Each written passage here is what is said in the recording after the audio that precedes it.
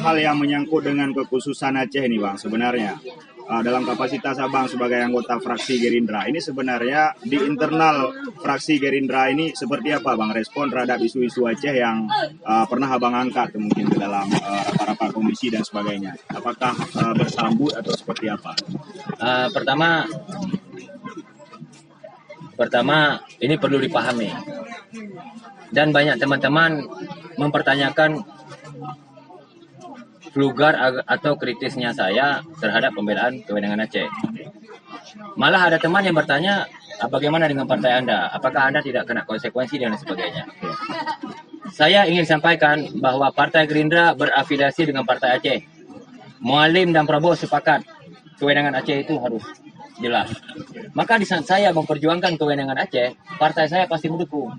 Karena sebelum saya hadir di DPR RI, Pak Prabowo dengan Mualim sudah sepakat bekerja sama bagaimana membela kewenangan Aceh. Maka di saat saya sebagai anggota DPR RI dari fraksi Gerindra memperjuangkan kewenangan Aceh sebenarnya sesuai dengan perjanjian atau kesepakatan antara Partai Aceh dengan Partai Gerindra. Jadi bermakna perjuangan saya tentang kewenangan di-backup penuh oleh partai saya. Oke, Gerindra berarti sudah clear, ini masih sangat concern baik di daerah maupun di pusat ya, terkait masalah isu keacehan. Nah, untuk teman-teman lain mungkin dari unsur Forbes, dari partai yang lain ini seperti apa? Apakah mungkin punya semangat yang sama atau ada kendala Bang, dalam komunikasi mungkin sebagainya? Insya Allah saya tidak dalam kapasitas mengukur orang. Iya. Saya pikir ini mungkin yang nampak mungkin di permukaan mungkin dalam diskusi di internal Forbes atau seperti apa. Mereka juga masih punya semangat yang sama. Masih. Jadi teman-teman yang lain juga berkeinginan Aceh. Saya pikir jangankan orang anggota DPR RI, ini mohon maaf lah.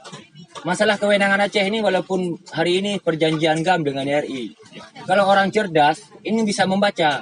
Seandainya perjanjian itu bukan perjanjian GAM dengan RI, tapi perjanjian hantu Aceh dengan RI, menguntung Aceh. Kenapa kita nggak bela sama-sama?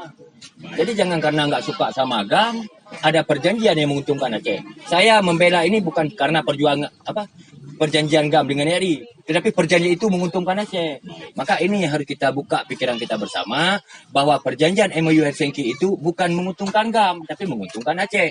Karena menguntungkan Aceh, yuk mari sama-sama kita berjuang. Karena kewenangan itu tidak mungkin sebuah daerah akan terjadi perubahan yang signifikan kalau tidak ada kebijakan yang signifikan.